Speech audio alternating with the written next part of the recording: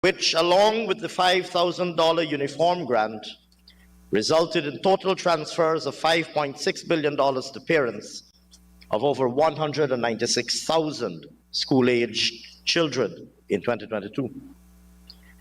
We have awarded nearly 14,000 online scholarships under the GOAL program, giving the awardees an opportunity to pursue higher education or specialized training and certification in the comfort of their own home.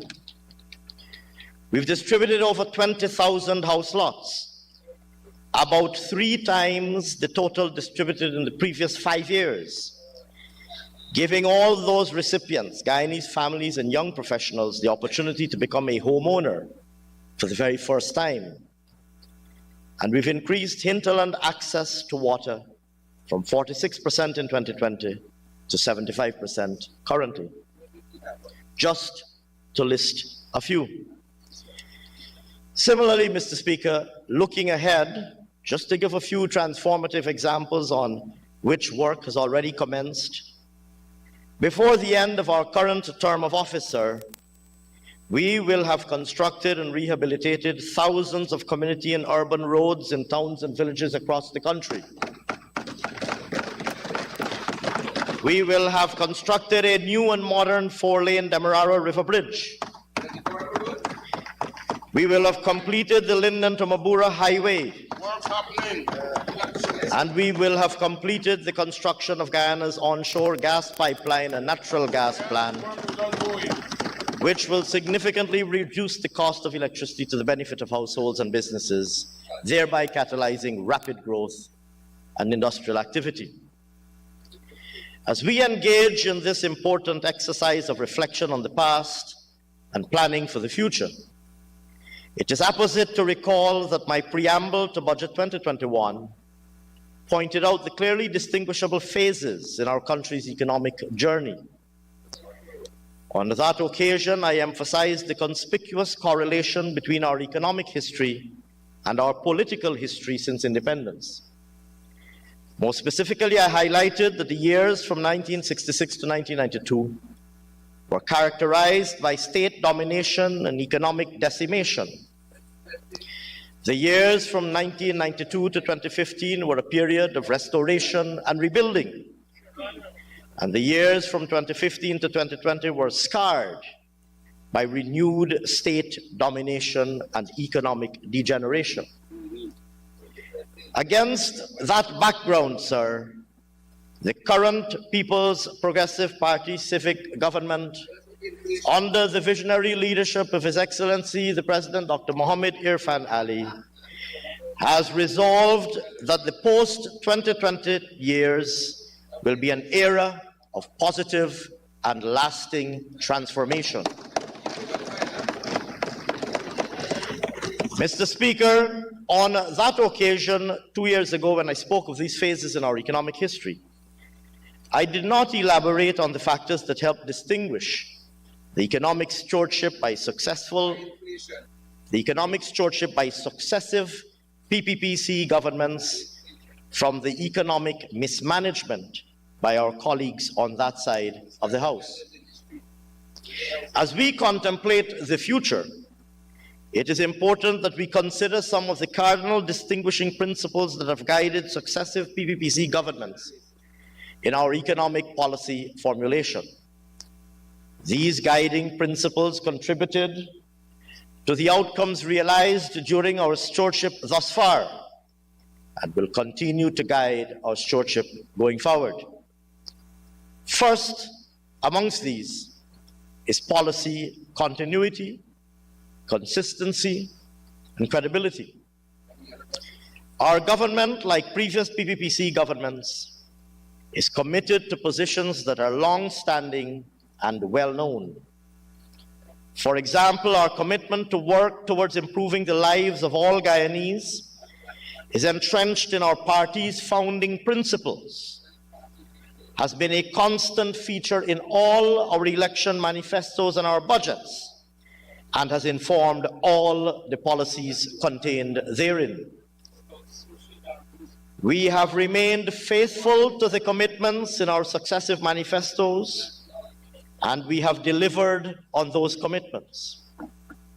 And except where needed to adapt to evolving circumstances, our core principles and policies have not shifted over the years and do not vary depending on the audience or issue we are addressing for the moment.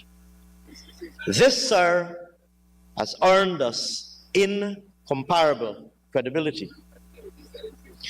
Secondly, our government is committed to sound policies for long-term sustainability. Correct. PPPC governments do not compromise the long-term well-being of our country and our people at the altar of expediency or populism. As a responsible government, our policy choices are constantly guided by their long-term implications.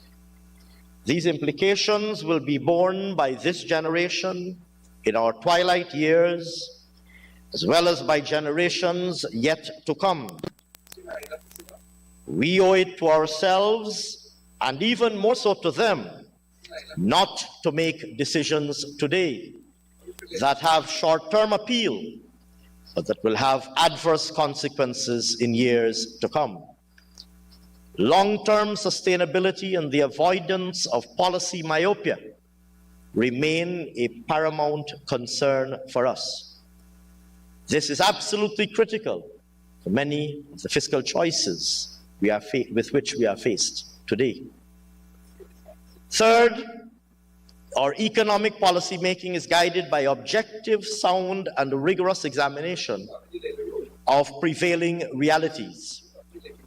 In this regard, economic policy making at this particular juncture in our economic history is by no means an uncomplicated task. To give perhaps the most obvious example, as a resource-based economy, the avoidance of Dutch disease and the containment of overexposure to and over-dependence on any one sector of the economy necessitates concerted policy action now. The threat of Dutch disease is real and non-trivial, and we need now to take the actions necessary to ensure that we broaden our non-oil productive base and to secure the long-term competitiveness of our non-oil economy.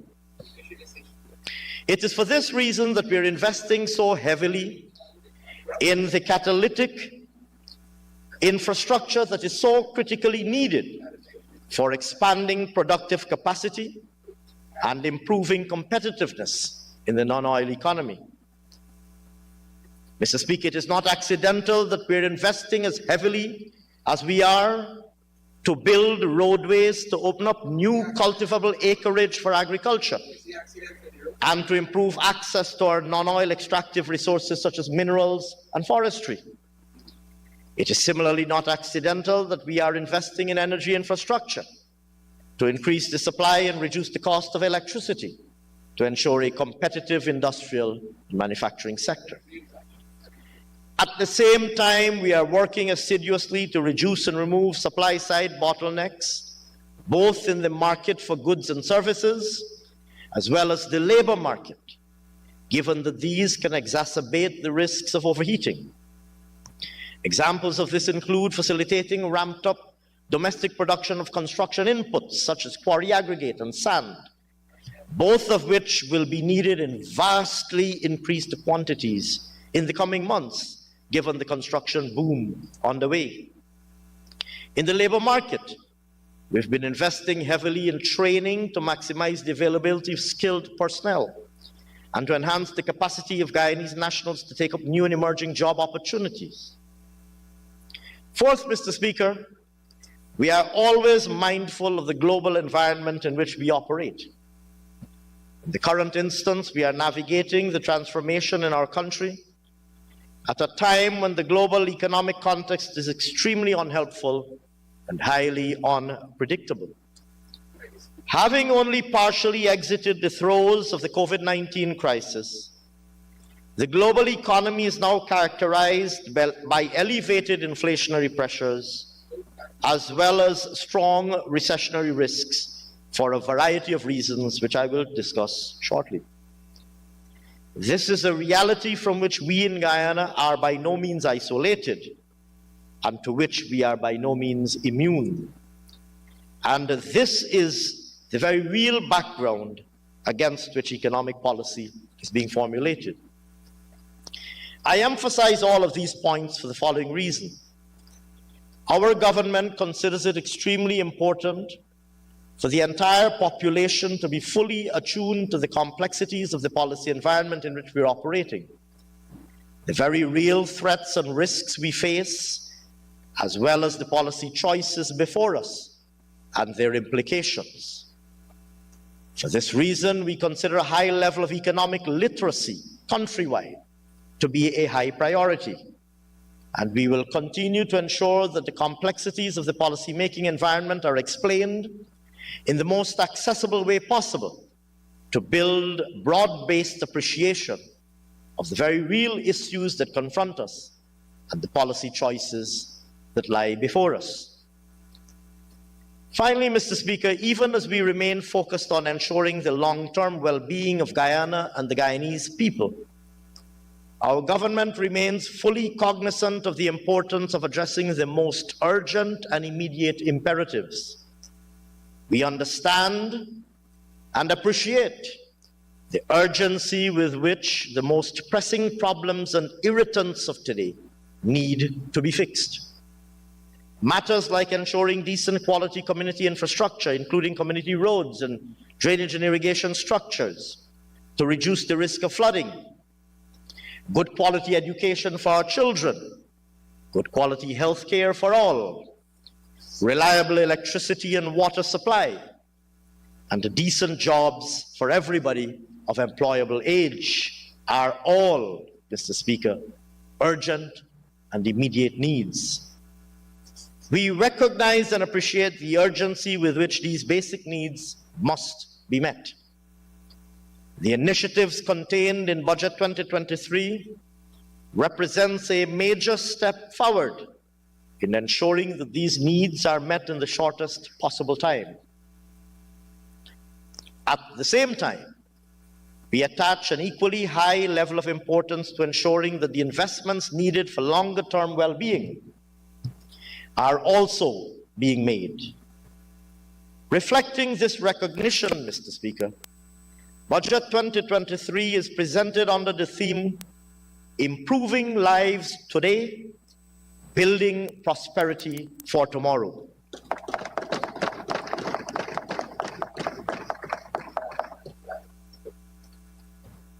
And it therefore captures the essence of simultaneous attention being paid to both the immediate issues and irritants of the day, as well as the longer-term investments needed to secure the well-being of all of the Guyanese people well into the future.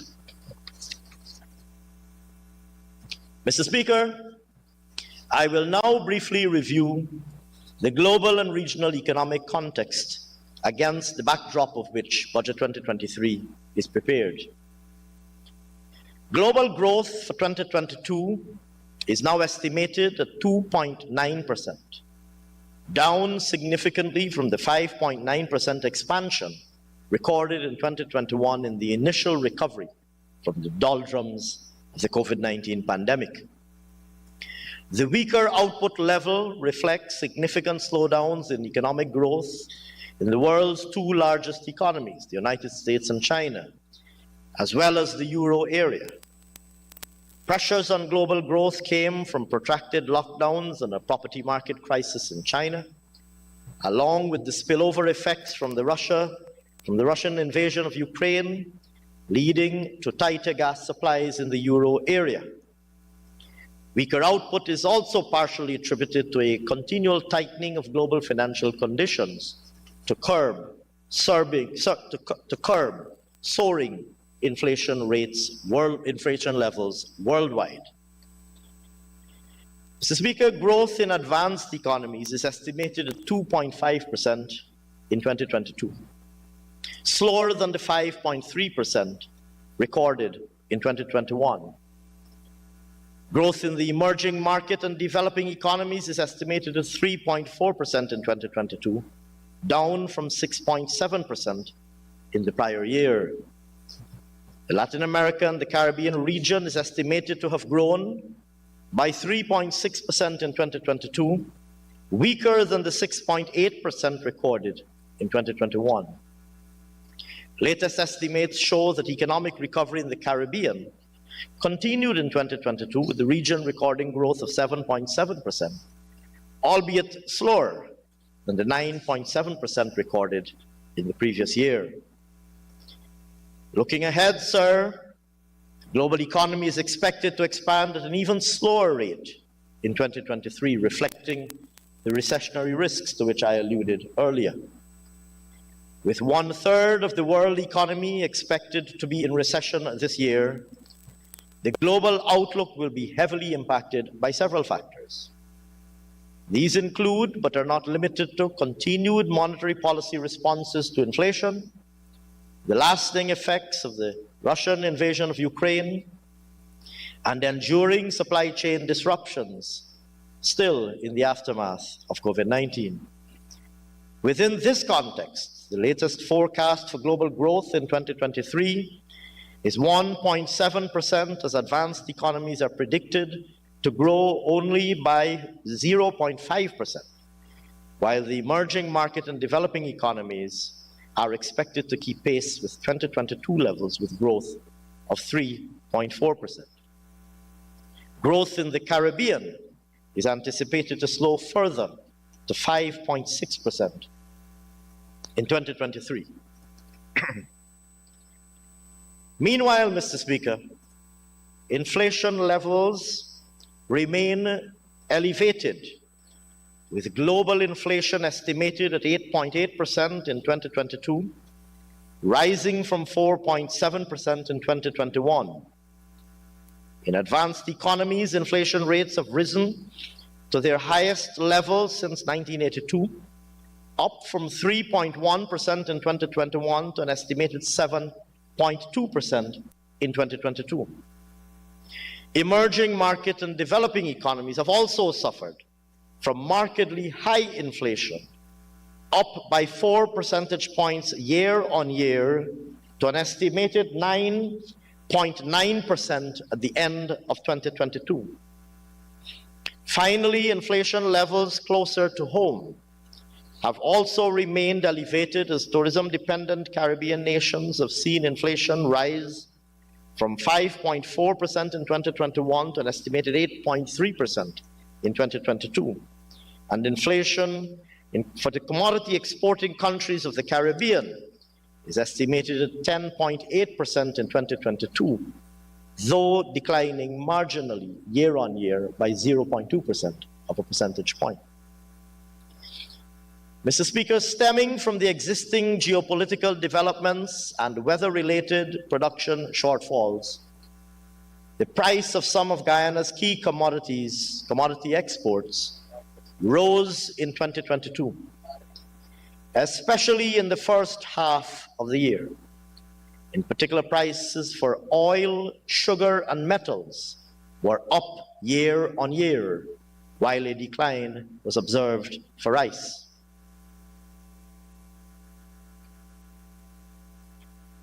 The world market price for sugar increased to 41 US cents per kilogram, representing a 4.7% increase over 2021. On the downside, the average world market price of rice fell from $458.3 US per metric ton in 2021 to $436.8 US per metric ton in 2022. With respect to the price of metals, aluminum prices averaged $2,705 per metric ton in 2022, up 9.4% from 2021. Gold prices averaged $1,800.6 US per troy ounce for 2022, up from $1,799.6 US per troy ounce in 2021. Lastly, sir, the price of crude oil averaged $99.8 per barrel, $98.80 per barrel. In 2022, 41.7% above 2021 levels. Mr. Speaker, looking ahead to 2023, a general decline in the prices of Guyana's main exported commodities is expected, as we are confronted with the possibility of a global recession.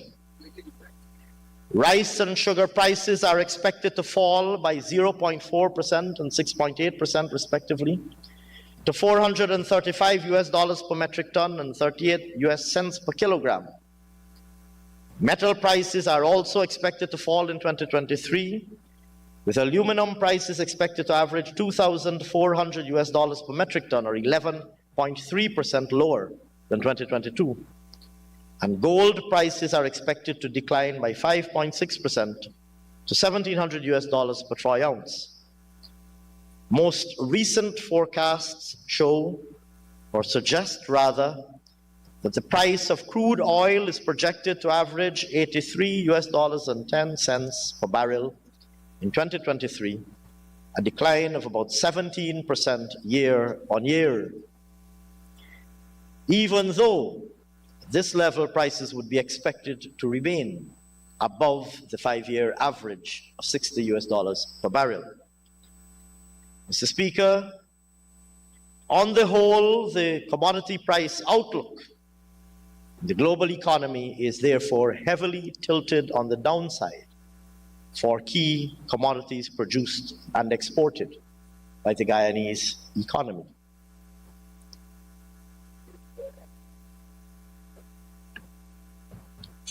Mr. Speaker, I now turn to developments in the domestic economy in 2022. Real gross domestic product. At the time of budget 2022, it was expected that real GDP would grow by 47.5% rather, with the non-oil economy expected to expand by 7.7%. As the year ensued, the oil and gas sector performed even better than expected. At the same time, our government's policies continued to focus on supporting the traditional and new and emergent non-oil pillars of the economy, helping to ensure stronger and more broad-based growth than originally anticipated. It is now estimated that our economy grew by 62.3% overall in 2022 in real terms.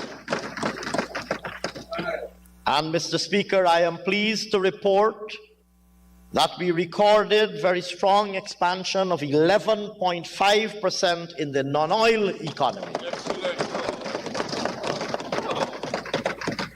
Mr. Speaker, at 62.5% overall, Guyana would be the fastest growing economy in the world in 2022. I now turn, sir, to sectoral performances: agriculture, forestry, and fishing. Mr. Speaker, the agriculture, forestry, and fishing sector is estimated to have expanded by 11.9% in 2022. This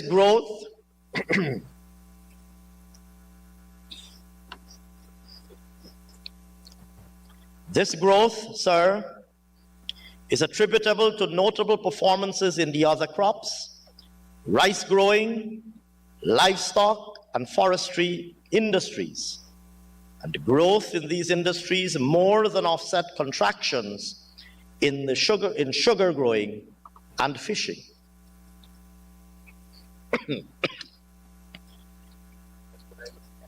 Mr. Speaker, the sugar growing sector is estimated to have declined by 18.9% in 2022, with sugar production for the year totaling 47,049 tons.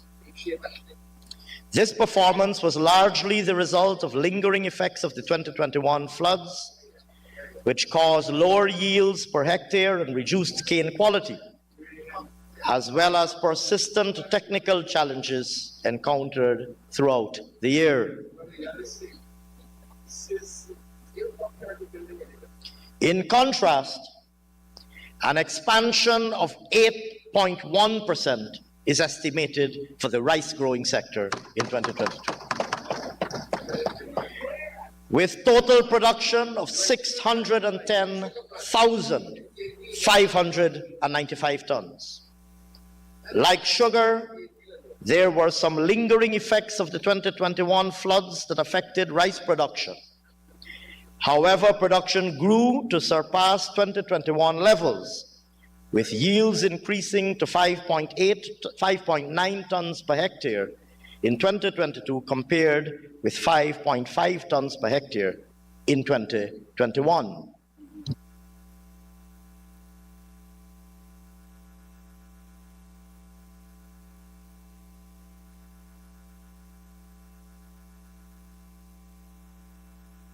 My apologies, Mr. Speaker.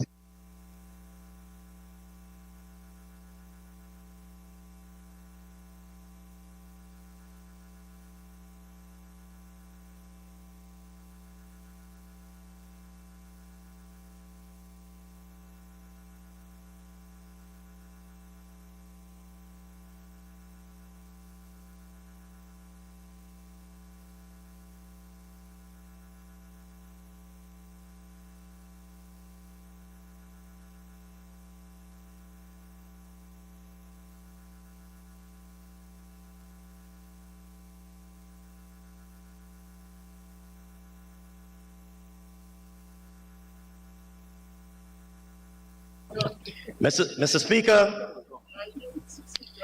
the other crops sector is estimated to have grown by a very commendable 15.3% in 2022, with expansions observed across all crop categories. Significant growth was recorded in the production of crops such as eddos, coconuts, sweet potatoes, plantains, lettuce, and sweet peppers. The contributing factors to higher output include increases in acreage cultivated and increased yield. The livestock industry is also estimated to have expanded, growing by 9% in 2022. It is estimated that the production of pork, poultry meat, mutton, and beef grew by 15.8%, 12%, 10.1%, and 1.8% respectively.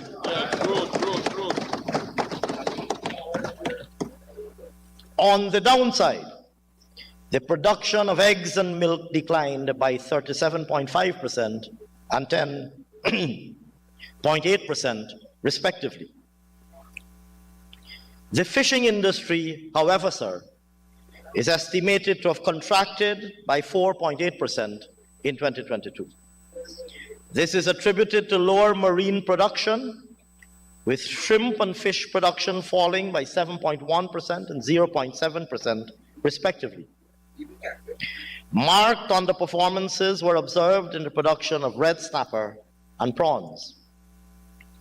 On a more positive note, government's efforts to transform the aquaculture industry, inclusive of the construction of over 60 ponds in 2021, have resulted in growth in the overall productive capacity of shrimp ponds and 454.1% growth in the production of brackish water shrimp, with production totaling 621,000 kilograms in 2022.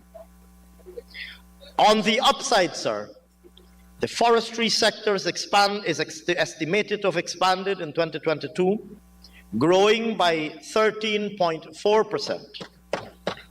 It is estimated that approximately 441,000 cubic meters of timber products were produced in 2022, largely on account of growing demand from the construction sector. Extractive industries. Mr. Speaker, the mining and quarrying sector is estimated to have expanded by 109.7% in 2022. The estimated growth is driven mainly by an expansion in the oil and gas and support services industry, which, when combined with growth in the other mining and bauxite industries, outweighs the contraction in gold mining activity. Mr. Speaker, the oil and gas sector is estimated to have expanded by 124.8%, with a total of 101.4 million barrels of oil produced, compared with 42.7 million in 2021. This performance is attributed to the commencement of production on our country's second floating production, storage and offloading vessel, the Liza Unity, early last year. In 2022, the Liza Destiny produced crude oil at an average rate of approximately 128,000 barrels per day, compared with 117,000 barrels per day in 2021. The Liza Unity FPSO produced at an average rate of about 169,000 barrels per day, reaching a peak monthly rate of just over 233,000 barrels per day in December.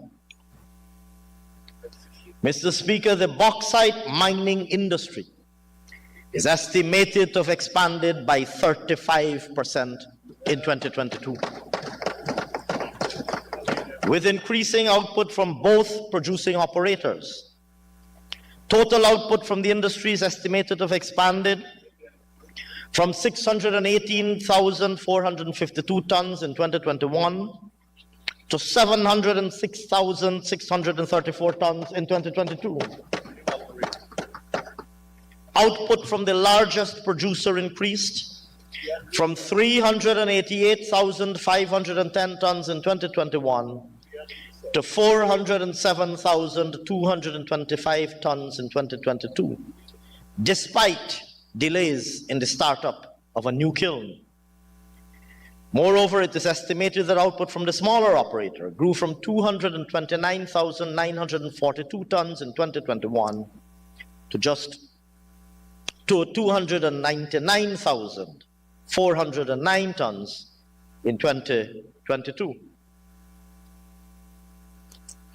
On the downside, sir, the gold mining industry is estimated to have contracted by 2.5% in 2022, stemming from lower output from the small and medium-scale producers.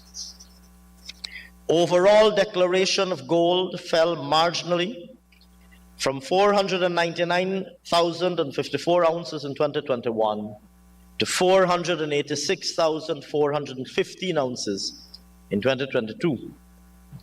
The single producing foreign operator recorded a notable increase in declarations, with 101,418 ounces declared in 2022, while output from the small and medium-scale operators fell by 10.6% to 384,998 ounces, attributed to lower declarations from the top two dealerships. Mr. Speaker, output from the other mining and quarrying sector, which comprises diamond, sand, and stone mining, continued its upward trajectory, resulting in the sector expanding by an estimated 38.5%. Diamond declarations are estimated to have grown by 85.6% to 83,720 metric carats last year.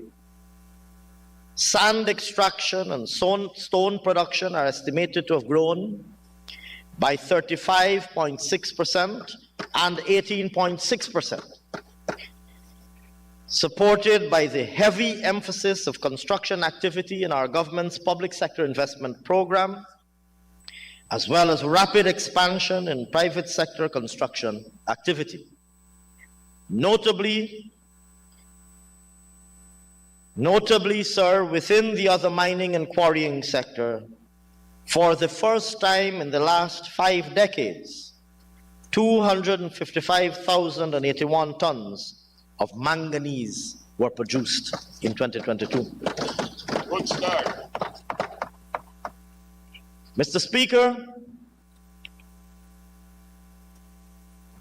the manufacturing sector is estimated to have expanded by 3.9% in 2022, while sugar manufacturing is estimated to have contracted by 18.9%. The rice manufacturing and other manufacturing subsectors are estimated to have grown by 11.7% and 2.8%, respectively. With respect to the latter, growth was driven largely by fabricated metal products, plastic products, and paper products, which grew by 4.9%, 35.7%, and 98.8%, respectively. On the downside, there was a 33% contraction in the manufacture of pharmaceuticals and a 9% contraction in the manufacture of chemicals, particularly oxygen, amid lower COVID-19 related hospitalizations in 2022. Mr. Speaker, both electricity and water supply are estimated to have expanded in 2022 by 9.3% and 0.7%, respectively. The expansion in electricity supply was driven by higher total consumption, while growth in water supply is attributed to higher demand, combined with the commissioning of 3 new wells, which were more productive than the wells removed from the distribution line due to failure or damage. Mr. Speaker, latest estimates in the construction sector indicate that that sector grew by a very strong 26.3% in 2022.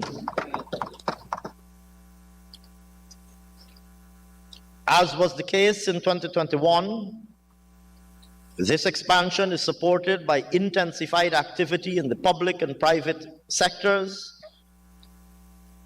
and alongside massive government investment in new and improved roads, bridges, housing developments, educational health facilities, and agriculture infrastructure. Private sector investment in the oil and gas and hospitality industries have continued to boost construction activity. In services, sir, the sector is estimated to have expanded by 9% in 2022. While growth was recorded across all service industries, the overall 2022 performance is mainly attributed to growth in wholesale and retail trade and repairs, administrative and support services, financial and insurance activities, real estate activities, and transport and storage. These industries grew by 15.6%, 11.8%, 6.7%, 4.1%, and 8.9%, respectively. Growth in wholesale and retail trade and repairs was largely driven by higher demand for building materials and consumer goods, while with respect to administrative and support services, the expansion was driven by greater activity related to the rental and lease of machinery and equipment used in the construction industry, greater demand in the business process outsourcing industry, and higher activity in the in the provision of security services. Mr. Speaker, I now turn to the balance of payments.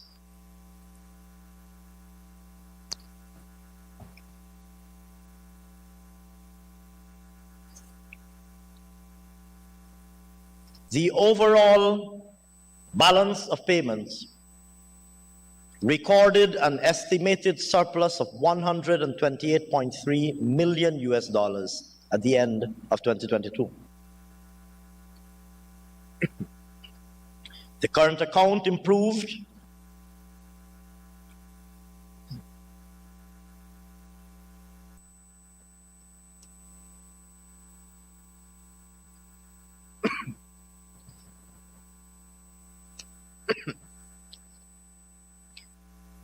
The current accounts are improved from a deficit of $1,999,000,000 US in 2021 to an estimated surplus of $4,262,400,000 US in 2022. This was supported by the trade balance moving from a deficit of $19.9 million US to a surplus of $7,780,700,000 US over the period.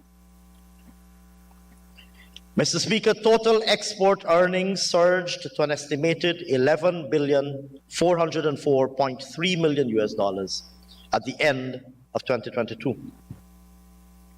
When compared with 2021, there was estimated growth of 161.8%, driven largely by an increase in crude oil production and, of course, exports, and favorable global oil prices also supported export earnings growing year on year by an estimated $7,003,000,000 to $9,978,000,000. Non-oil export commodities also fared well, sir, with earnings expanding year on year by an estimated 3.3% to $1,425,000,000 US. This outturn is largely the result of growth of $57.1 million in the other category and of $18.9 million US in bauxite earnings. These increases offset an estimated $28.6 million US and $5.8 million US decline in gold and rice receipts. Mr. Speaker, total imports declined year on year by an estimated 17.2% to $3,602,000,000 US amid no new FPSOs arriving in Guyana's waters. That is, of course, during 2022. As such, overall importation of capital goods fell by an estimated 61.4%, with mining machinery imports falling by 80.7% to $345 million US. But within capital goods, growth was recorded in the importation of agricultural equipment, transport machinery, and building materials. Furthermore, payment for intermediate goods and consumption goods increased by 38.4% and 8.1% respectively, with the former primarily resulting from an estimated 54.1% increase in fuel and lubricants on account of higher global oil prices. Mr. Speaker, the capital account is estimated to have recorded a deficit of $4,120,000,000 US at the end of 2022. This primarily stems from a contraction in net foreign direct investment on account of no new FPSO being deployed during 2022. Additionally, the non-financial public sector's deficit is projected at $599.9 million US, reflecting an increase in deposits into the Natural Resource Fund from $409.2 million US in 2021 to $1.4 billion or $1,408,000,000 US in 2022. Notably also, of course, our 2022 marked the first year of withdrawals from the fund pursuant to the necessary approvals having been granted by this Honorable House, sir, with $607.6 million US withdrawn during the year.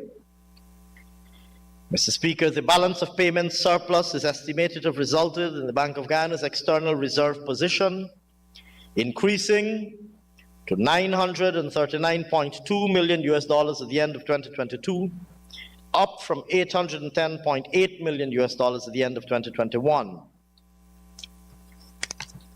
Mr. Speaker, I turn now to monetary developments.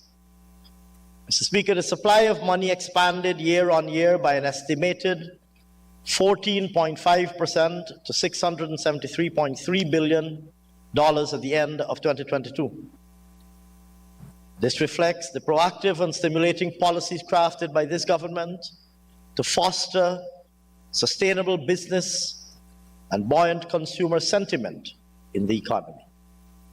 Mr. Speaker, net domestic credit is estimated at $263.4 billion at the end of 2022, up from is estimated at $263.4 billion at the end of 2022, up from $224.6 billion in the previous year.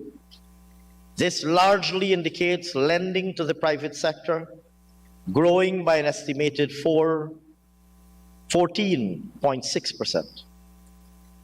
Mr. Speaker, a 19.1% expansion is estimated in credit to private sector enterprises, and in particular, to increased credit to businesses in the services, manufacturing, and agriculture sectors of 15.8%, 36%, and 15.5% respectively. The outturn in the services sector resulted mainly from expanding credit of $9.4 billion and $4.2 billion for other services and distribution respectively. And the estimated growth in the manufacturing sector is based largely on increased lending for other construction and engineering, as well as beverages, food, and tobacco. Lastly, the projected rise in the agriculture sector is mostly on account of growth of $1.7 billion and $1 billion in lending for paddy and livestock production. Mr. Speaker, strong growth is also estimated for lending for real estate mortgage loans and to households of 9.8% and 8.8% respectively. The real estate mortgage loans position largely reflects mortgages granted for private dwellings, rising by $6.7 billion, while the projected growth in households mainly stems from a $2.2 billion increase in credit for other purposes.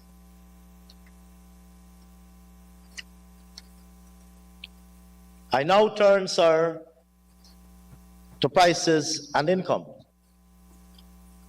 Mr. Speaker, as highlighted previously, the global economy continues to grapple with the persistent inflationary pressures triggered by the COVID-19 pandemic and exacerbated by developments in Ukraine. In 2022, it is estimated the global inflation rose to 8.8%. As I indicated a few minutes ago, sir, Guyana was not and is not insulated from these pressures. Here at home, prices continued to rise, with the 12-month inflation rate estimated at 7.2% in December 2022, above the 5.7% recorded in 2021. This, sir, is primarily based on account of higher food prices, which contributed 6.4 percentage points to the overall inflation rate. Mr. Speaker, as is well known, in order to soften and cushion the impact of imported inflation, our government implemented a suite of fiscal measures throughout the year, including lowering the excise tax on fuel products to zero in March of 2022, extending the application of the freight cost adjustment to pre-pandemic levels for the calculation of import taxes to the end of 2022, and distributing subsidized fertilizer to farmers to encourage replanting and to reduce the impact of imported fertilizer price spikes. This, of course, Mr. Speaker, would have contributed to the swift recovery from the 2021 floods and the growth observed in the production of other crops. Interest rates, sir. Mr. Speaker, Treasury bill yields were largely stable over the review period. The 91-day and 182-day Treasury bill yields unchanged at 1.54% and 1% respectively. The 364-day Treasury bill yield is, however, estimated to have increased from 0.99% to 1.09%. On the other hand, the commercial bank's small savings rate and weighted average lending rate declined from 0.83% and 8.8% respectively to an estimated 0.81% and 8.54% respectively. Incomes. Mr. Speaker, our government remains committed to improving the well-being of all Guyanese citizens and recognizes and appreciates the hard work of employees delivering services to the people of Guyana. In 2022, an 8% across-the-board salary increase was paid to over 52,000 public servants, teachers, members of the disciplined services, and government pensioners. Mr. Speaker, the members of the disciplined services also benefited from a 1-month tax-free bonus, which it would be recalled, sir, was most unconscionably taken away by the previous government.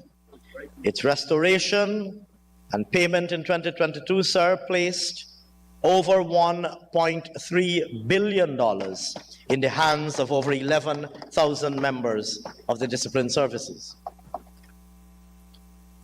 Mr. Speaker, as highlighted in the 2022 budget, all workers benefited from the increase in the monthly income tax threshold from $65,000 to $75,000, injecting some $1.3 billion into the pockets of both public and private sector workers. Furthermore, the minimum wage for private sector employees was increased by 36%, from $44,200 to $60,147, with effect from July 2022. Furthermore, Mr. Speaker, as part of this government's suite of measures to combat imported inflation and supplement household income in 2022, the hinterland and riverine communities also benefited from a $25,000 one-off cash grant. This injected more than $1.2 billion into these communities. Mr. Speaker, almost 8,000 fisherfolk benefited from the provision of a $150,000 one-off payment, totaling $1.2 billion. And over 1,400 sugar workers at Iflat who were affected by the estate downtime were provided a one-off payment totaling over $277 million. Mr. Speaker, our government remains committed to ensuring that all categories of workers at the end of the day have a better standard of living, better opportunities, and greater prospects for the future. I turn now, sir, to the fiscal position. Mr. Speaker, at the end of 2022, the non-financial public sector deficit after grants was $152.5 billion, or 11.5% of GDP.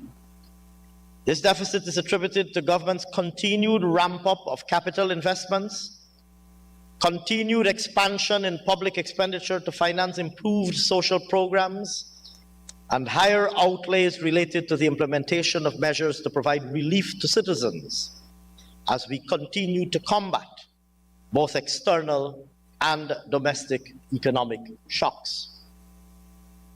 On the central government, a deficit of $155.5 billion, or 11.8% of GDP, was recorded at the end of 2022. This was on account of a 53.1% increase in overall expenditure. Total expenditure totaled $593.1 billion at the end of the year, and its growth outweighed the $162.4 billion increase in total revenue. Mr. Speaker, total revenue of the central government, net of inflows of the Guyana Red Plus Investment Fund, the GRIF, and the NRF, was $302.1 billion at the end of 2022, 13.3% above 2021 collections, reflecting the strong and dynamic growth in the economy. Within this, tax revenue collections amounted to $292.3 billion, growing by 14.6%. Internal revenue collections totaled $176.1 billion at the end of 2022, attributed largely to higher collections of private sector corporation taxes, personal income tax, and withholding taxes. These grew by $16.9 billion, $12 billion, and $10.4 billion, respectively. Of note, sir, growth in withholding tax collections is mainly attributed to higher collections from the oil and gas sector. Mr. Speaker, collections of value-added tax and excise tax contracted by $9.6 billion in 2022, amounting to $85.2 billion at the end of the year. This, sir, is attributed to the reduction of the excise tax rate applied to petroleum products, which resulted in a total loss of $17.2 billion on the collection of excise tax products. Of excise tax on petroleum products, rather. That revenue loss, of course, Mr. Speaker, would have translated to direct relief to the consuming and traveling public of Guyana. On the upside, sir, collections from VAT net of refunds expanded by $8.5 billion, totaling $56.8 billion on account of higher collections related to both domestically supplied goods and the importation of goods and services.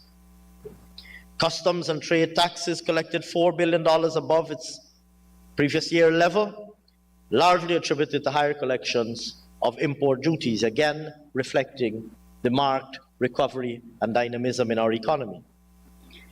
In contrast, sir, non-tax revenues totaled $9.8 billion at the end of 2022, $1.8 billion below 2021 collections, driven by lower collections of rents and royalties.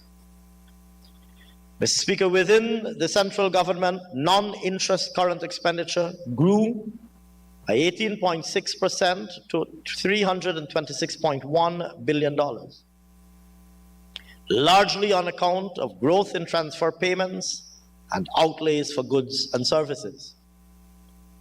The 21.3% growth in transfer payments was driven by transfers to local organizations, higher outlays on such social programs as education grants and old age pensions, and reflected many of our government's initiatives highlighted previously. Mr. Speaker, in 2022, government's public sector investment program grew by 147.2%. Wow. Progress. With total capital expenditure amounting to $258.1 billion at the end of last year.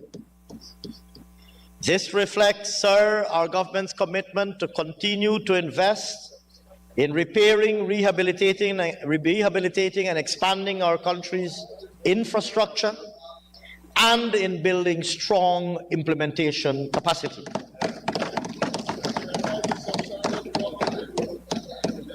Public enterprises.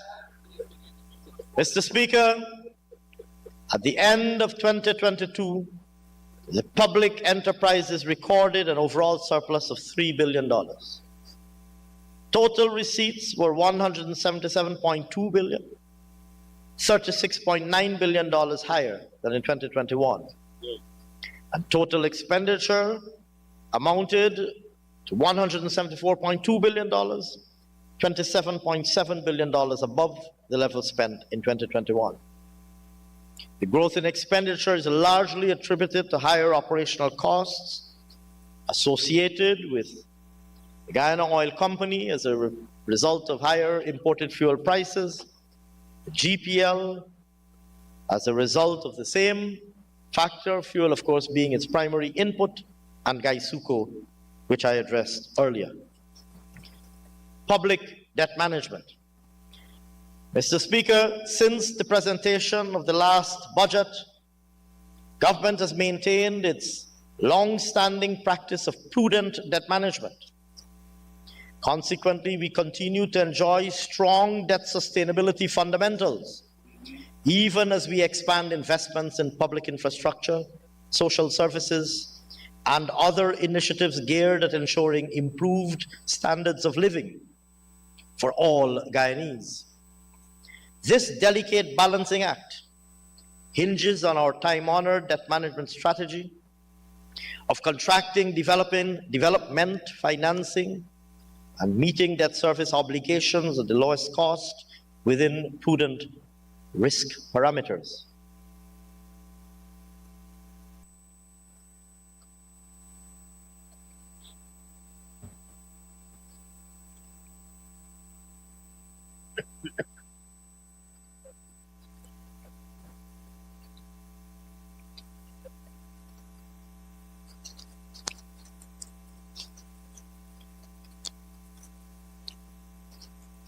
Mr. Speaker, contrary to malicious speculation on that side of the House, it is not by any measure GWI water that I'm consuming. This, sir, is not the 1970s and the 1980s. I am in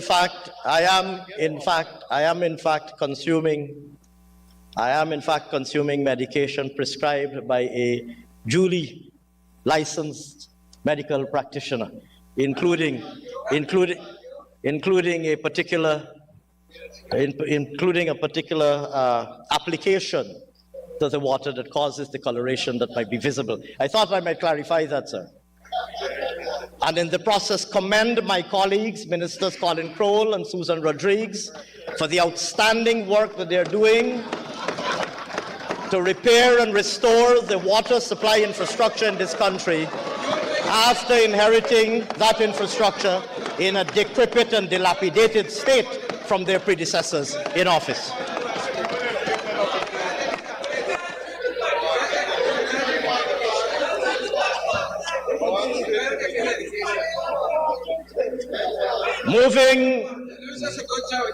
Moving swiftly on, sir. Moving swiftly on, sir.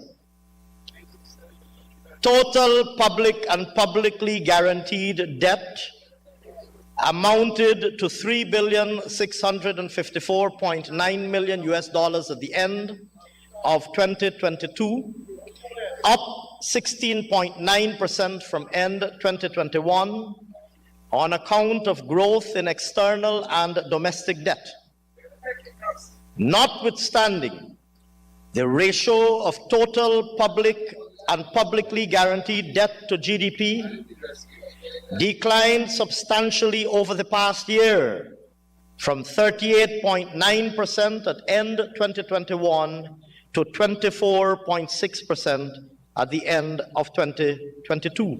Excellent. This outcome is testament, sir, to our judicious contracting, as I said earlier, of development financing at a level well within Guyana's debt-carrying capacity. Mr. Speaker, I turn now to the Natural Resource Fund. In 2022, there were 102 lifts of crude oil from Guyana's FPSOs, 13 of which were for government. For the year 2022, the fund received $1,099.1 million in profit oil, $510.2 million from Liza Destiny, and $588.9 million from Liza Unity. I can understand, sir, that we might appear to be a government operating on steroids when compared to the lethargy of our colleagues on that side of the House. I forgive you for believing that we are a government operating on steroids. Sir, even a turtle or a tortoise would have made the APNU AFC look like they were moving on steroids. Even the proverbial turtle or tortoise would have appeared like they were moving on steroids compared to the APNU AFC. Mr. Speaker, profit oil. Mr. Speaker, profit oil receipts in 2022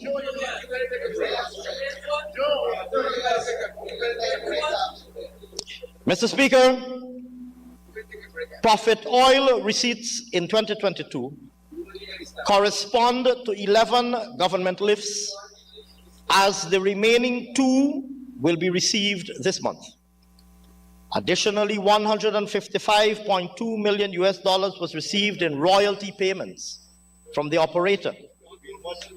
In keeping with the NRF Act, $607.6 million was withdrawn to finance national development priorities in the 2022 budget. Mr. Speaker, at the end of 2022, the overall balance in the fund, inclusive of interest income and after transfers to the budget, amounted to $1,271.8 million.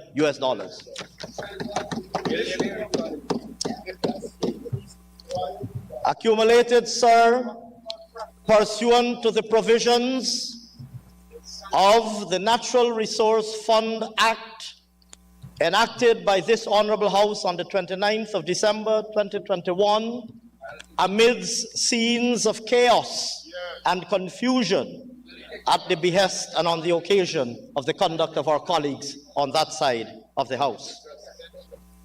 I turn now to sectoral developments on the agenda for 2023.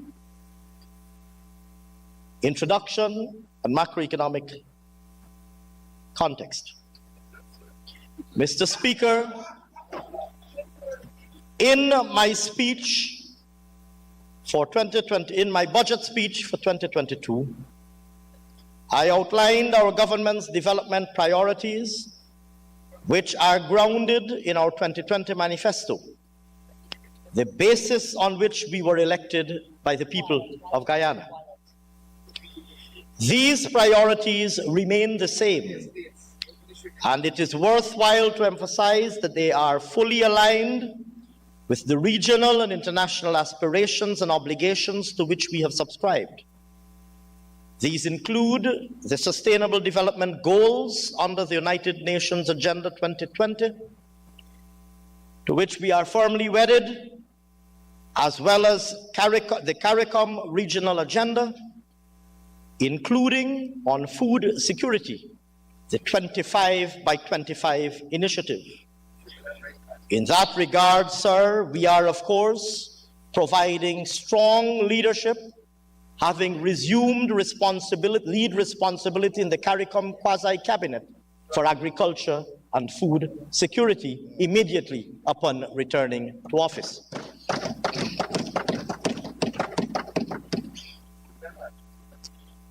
Low carbon development strategy. Mr. Speaker, amongst the many signature achievements of this and successive PPPC governments has been our global and national leadership on environmental stewardship and climate action.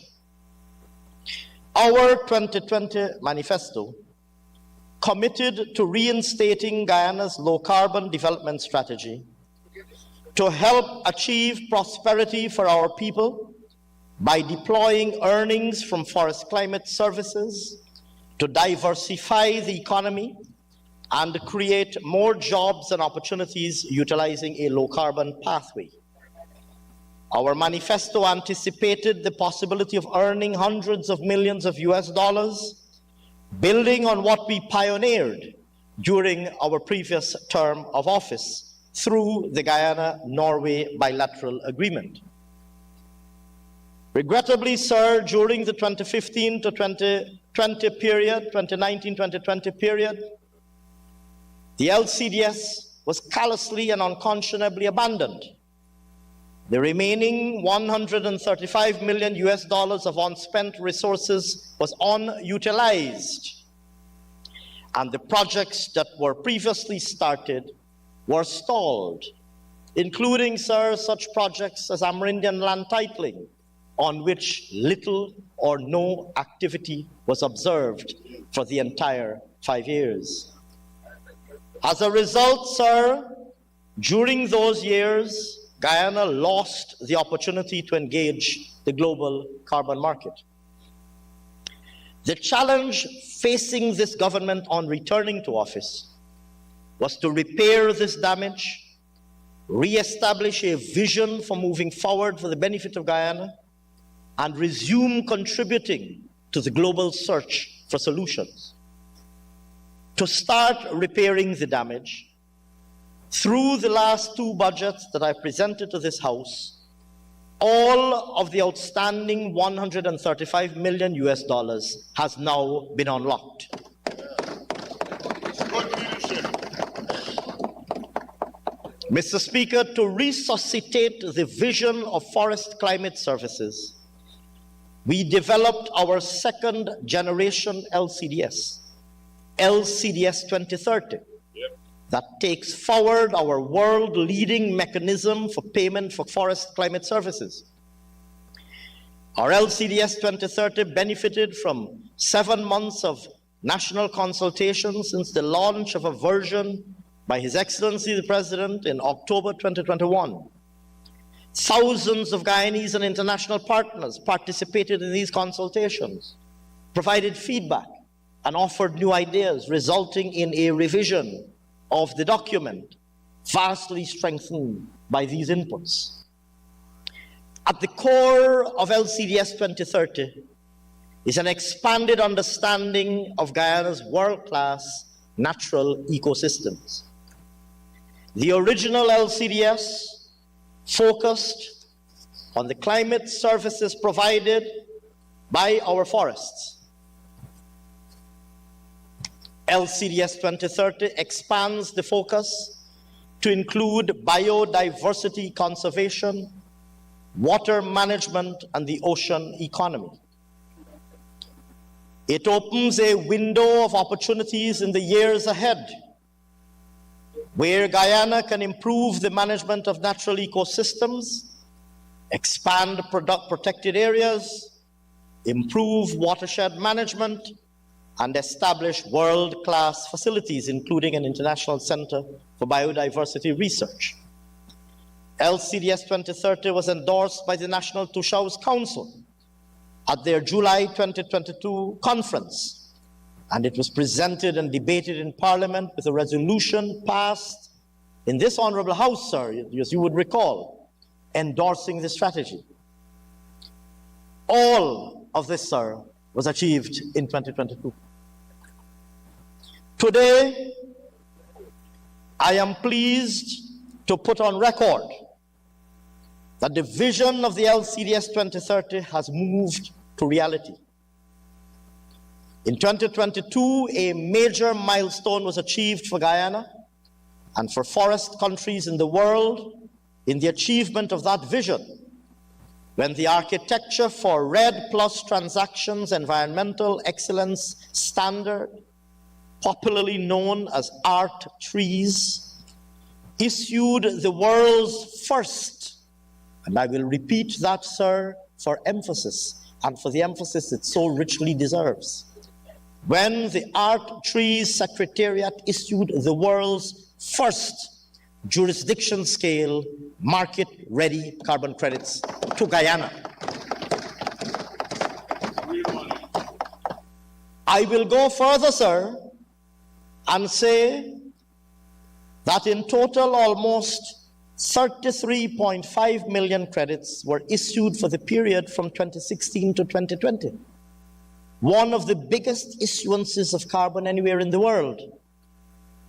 Needless to say, sir, these credits for 2016 to 2020 relate to a period when the former government did absolutely nothing to monetize them. We, sir, instead, sir, they chose to brandish a green state development strategy, I would believe it was called, whose greenness extended, sir, only, I believe, to the dominant color of its pages.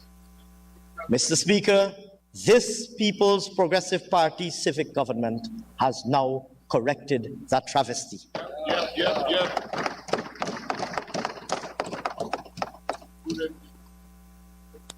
A second major milestone was also achieved in 2022 through the sale of a significant percentage of our art trees credits.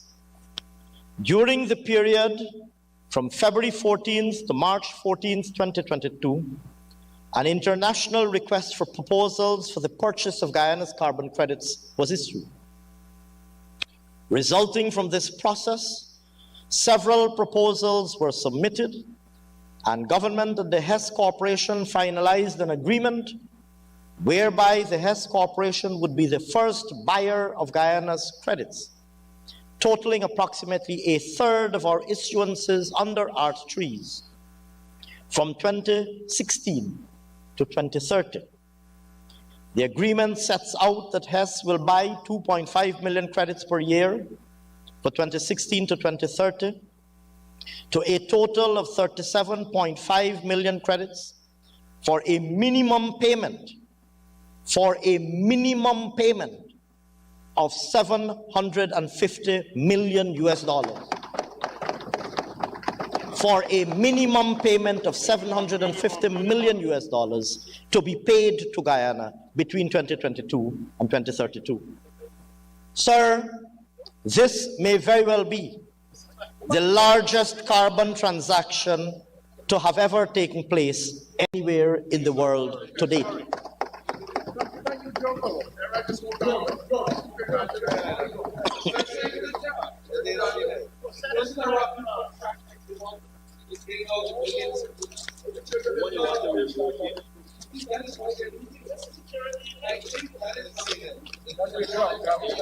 Because you're saying wrong things.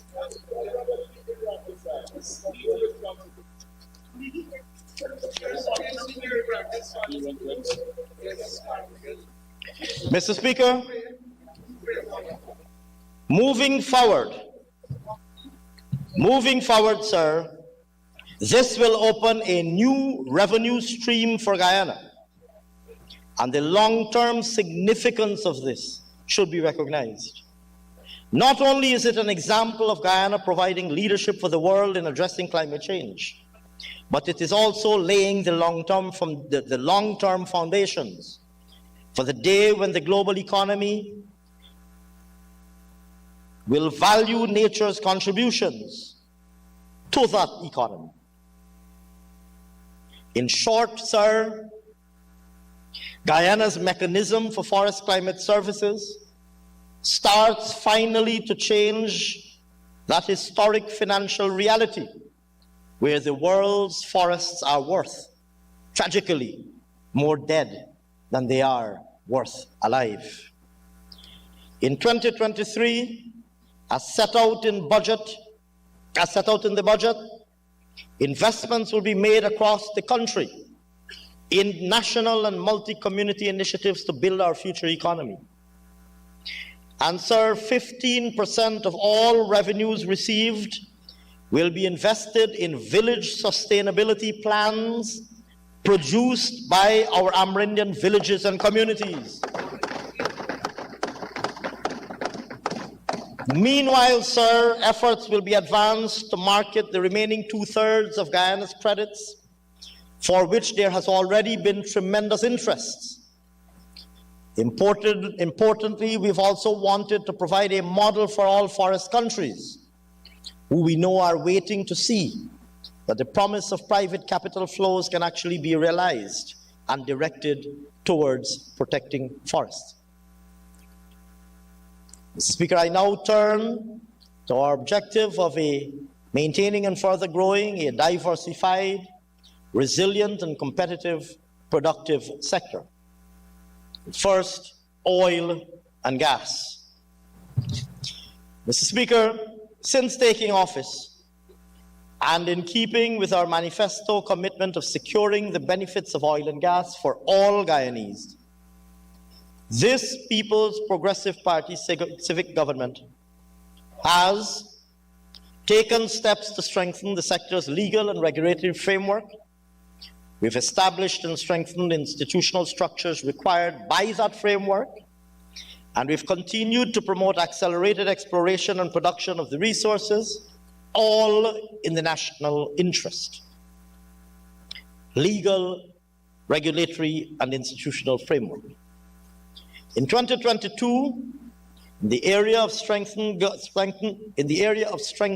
governance and management, government brought into operation the new NRF Act. The NRF Board of Directors, comprising internationally eminent Guyanese of global repute, the Public Accountability and Oversight Committee, and the Investment Committee, three critical entities in the sector's governance architecture have been appointed. Furthermore, in order to ensure full transparency and accountability, since April 2022, notification of receipts of petroleum revenues are being published in the official gazette and have been tabled in the National Assembly, including one that I tabled, sir, as you would recall, earlier today. The new Local Content Act has also been brought into operation. The Local Content Secretariat has been established. The Local Content Register has been put in place. That register, sir, now includes over 500 Guyanese companies.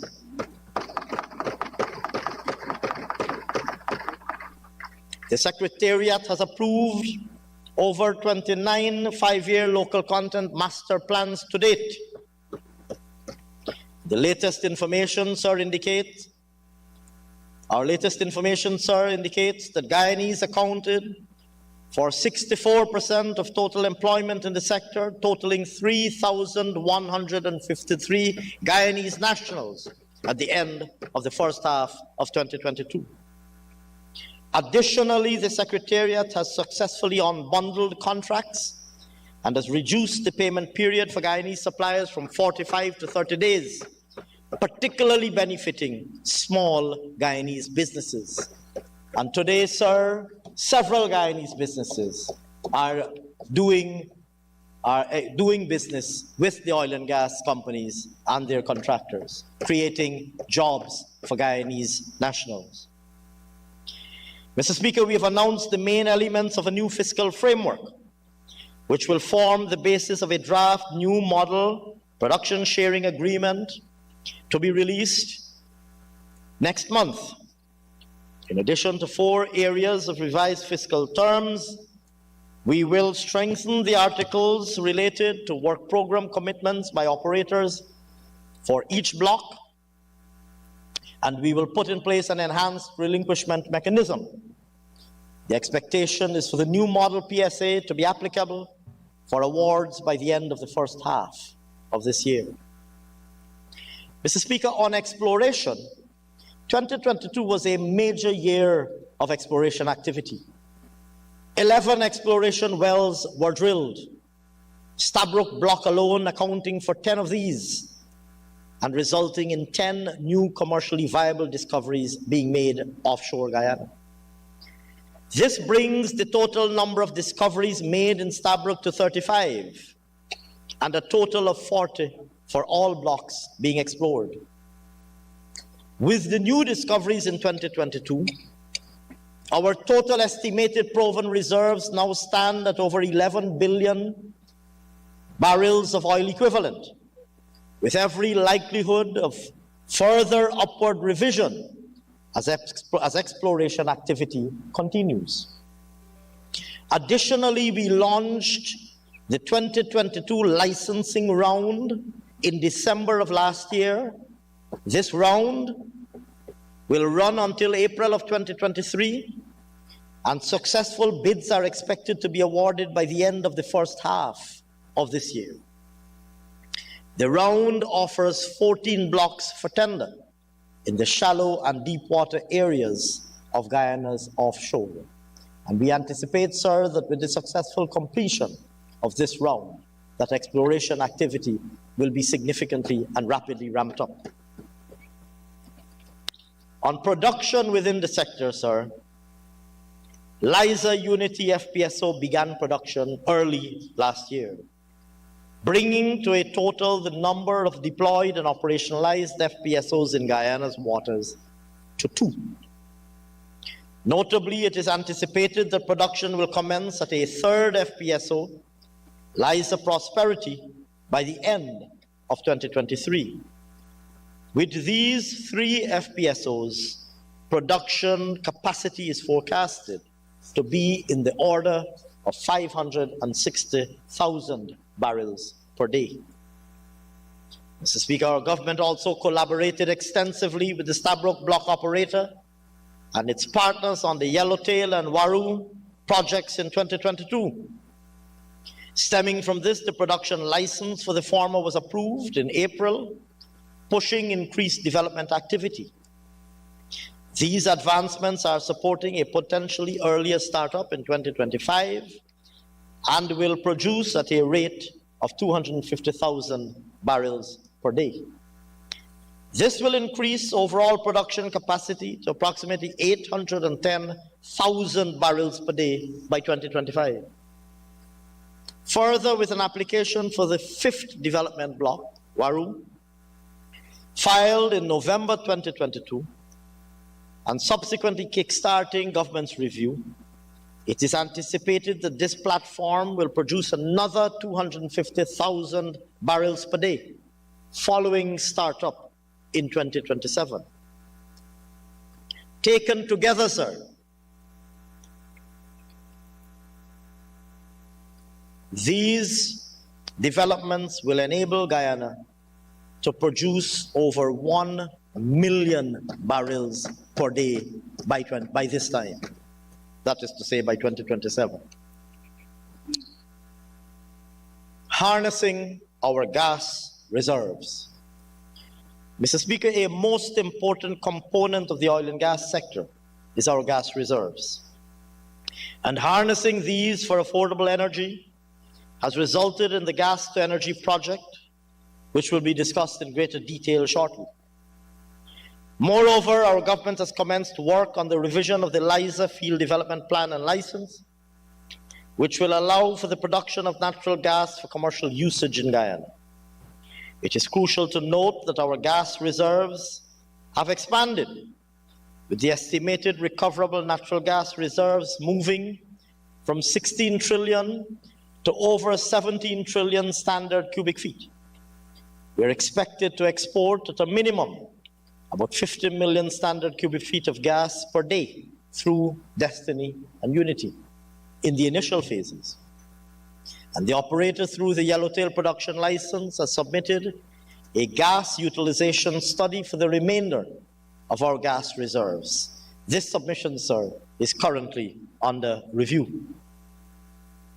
Promoting value-added production and securing energy security.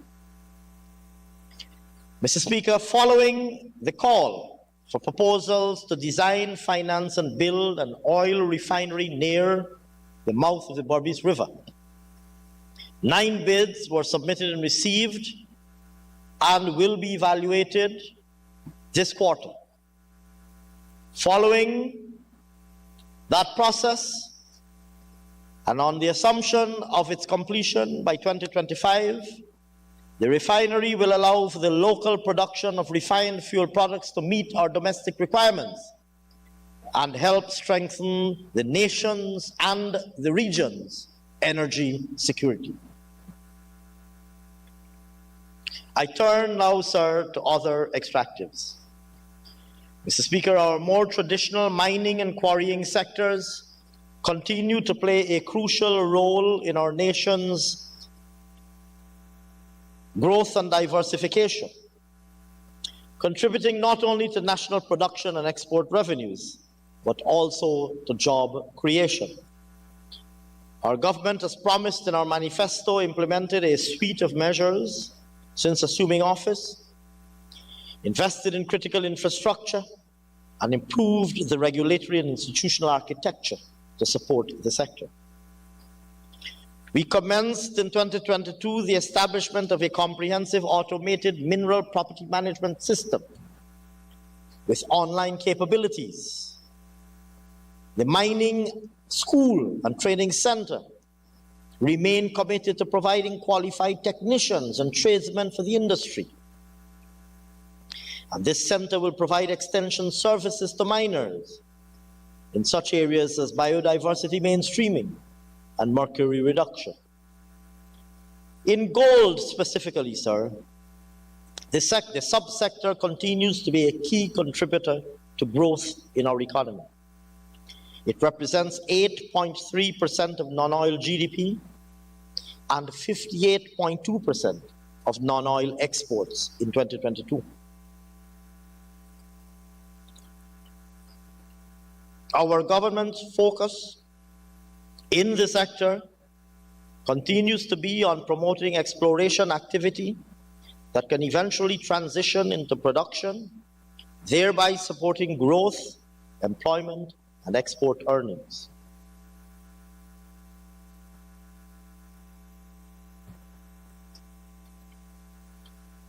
Mr. Speaker, in 2022,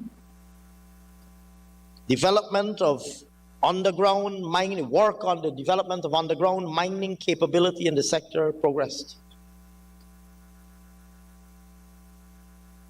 With a new timeline for underground mining to come fully on stream by 2024. Investment opportunities in the sector continued with major discoveries by exploration companies in the Oko, Guyanese area, Omai and Marudi. Notably, sir, the Torparo area potential also remains hopeful, but changes in the company architecture and ownership led to some revision in the initial investment timelines. Our government remains firmly optimistic that all these areas that show potential are brought into production in the near term. Mr. Speaker, in the bauxite industry, we continue to encourage value-added production to accompany the raw products to secure greater value. As such, in 2022, one of the two large operators advanced investments to further refine their ore, while the other made progress in the installation of its kiln at its Linden facility. It is now expected to come on stream, this kiln, before the end of 2023. The investment outlook for the sector is promising amid additional discoveries of world-class deposits, especially the Tarakuli deposit in Berbice, as we continue to seek additional large-scale investors for the industry. Notably, sir, the number of persons employed in the bauxite sector increased steadily from 438 in 2020 to 905 in 2022. Sand and stone. Mr. Speaker, a construction boom is very visibly underway in Guyana. This is seen through the massive ramp-up of the PSIP, with robust activity from the housing drive, the building of several hospitals, schools, roads and bridges, private sector investment infrastructure, including hotels and business complexes, and the positive spillover effects of removing VAT on critical construction materials. Supporting this construction boom is a rapid expansion in sand and stone production.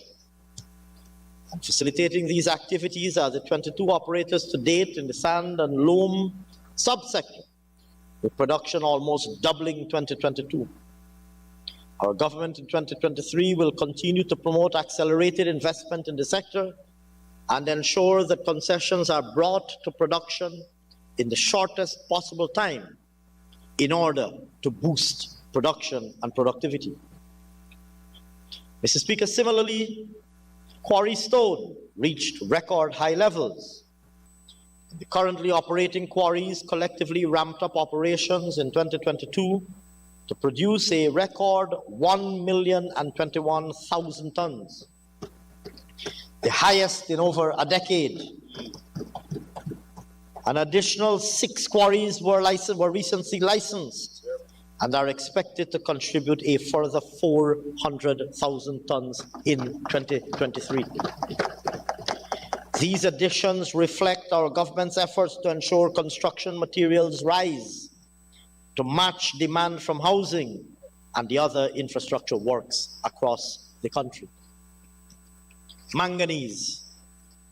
Mr. Speaker, the sole operator in the area commenced production in 2022 and remains on track to deliver on their $75 million investment over the next 3 years.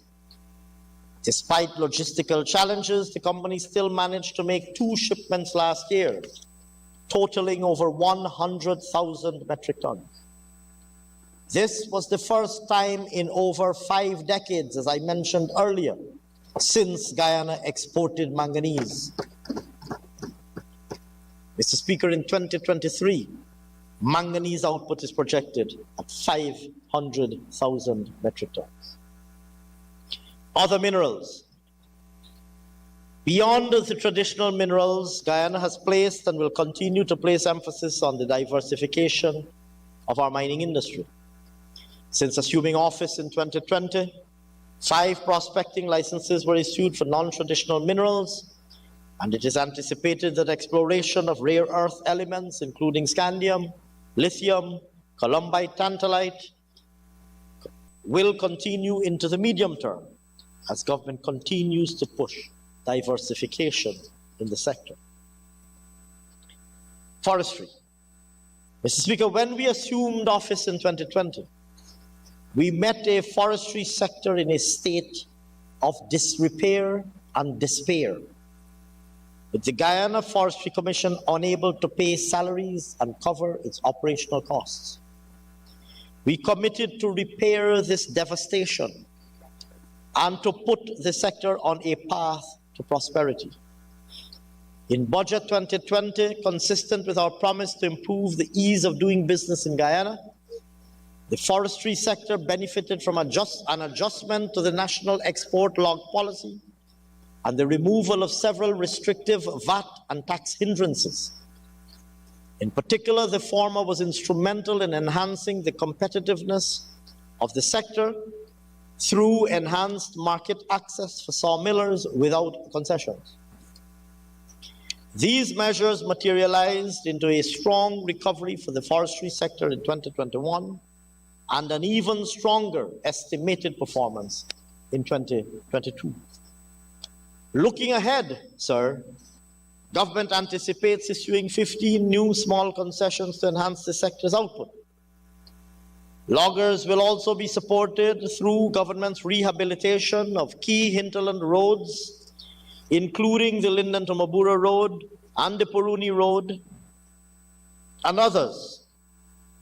Efforts are also expected to continue with the GFC's implementation of our timber legality assurance system, a requirement for the voluntary partnership agreement under the EU FLECT program, Forest Law Enforcement, Governance and Trade program.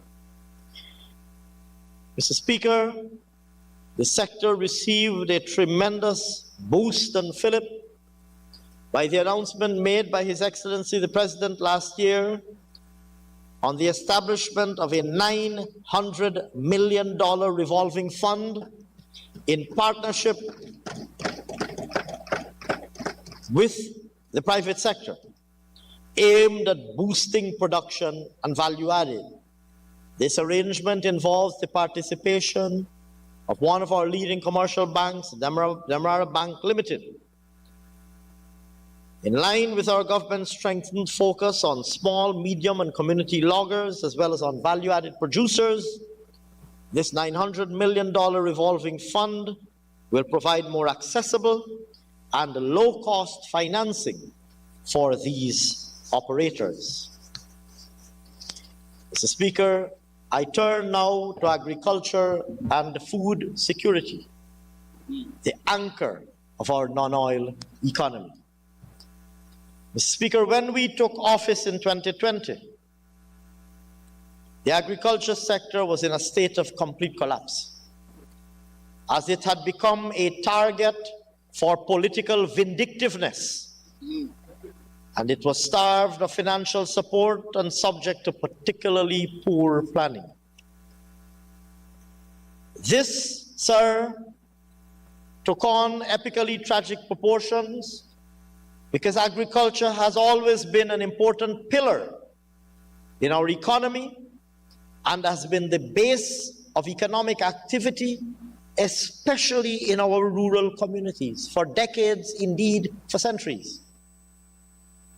Mr. Speaker, since returning to office, our government has resumed giving the sector the attention it deserves, focusing on its restoration and enhancement with strong, decisive leadership, both by His Excellency the President and my distinguished colleague, the Minister of Agriculture. That leadership has manifested itself both at the regional and national levels, and it aims to mold a robust agriculture sector that will transform lives, livelihoods, and landscapes. We remain, sir, committed to increasing production and productivity through expansion in acreage and use of technology, diversifying into new crops and varieties, promoting high value and value-added production and crops, including through agro-processing, and easing the access for farmers and consumers to markets, both domestic and export. Mr. Speaker, in the interest of advancing the food security and agribusiness agenda, we will, in partnership with the private sector and with the Guyanese public at large and Guyanese communities across the length and breadth of our country, pursue an agricultural strategy built around three major initiatives. The first is the establishment of a regional food hub, incorporating critical elements of the production and supply chain, such as cold storage, manufacturing and processing capabilities, in order to promote improved access to markets, as I said earlier, both export and domestic. Second, establish and further strengthen the capability to harness greater use of science, technology, and research and development to promote scientifically based innovation and product development.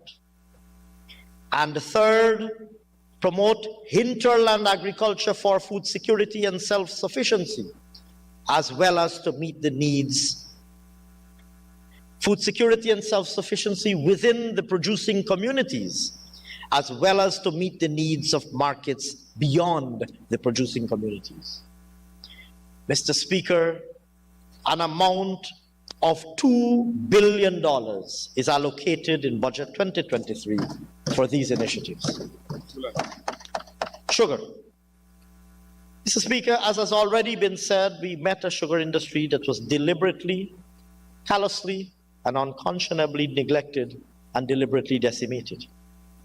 Fields and factories were left abandoned, billions of dollars in machinery and equipment were left to the elements, and over $2.5 billion in valuable standing canes were left to rot in the fields. As has often been said, and as is most worthy of repetition, that we never forget, over 7,000 workers were severed, and their extended families left without a livelihood. We, sir, remain committed to the revitalization and restructuring of the sugar industry to support a diversified